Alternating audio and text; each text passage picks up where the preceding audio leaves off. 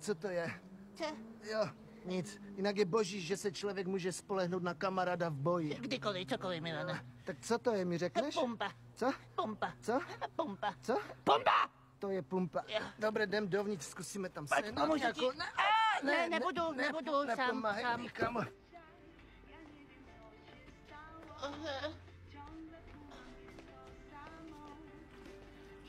Hej, ty ceny jsou nějaké divné. Ty peťo. A nebudu rozebírat.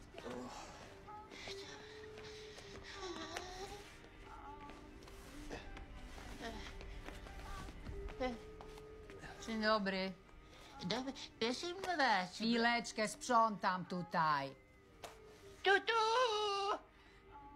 Co blbneš? Co? Říká tutaj, tak dám tutu. Hej, paní, mě není po fyzické stránce úplně nejlíp. Widzę, blady jesteś. Może herbaty? Není chyba ty teto, on má jenom zaboudnutý šroubovák v lepatce, ty popleto. Nic nie rozumiem. Czego chciałeś? Chcałem? No. Takové žluté hnědé jsem chcałem, ale nechci to rozebírat.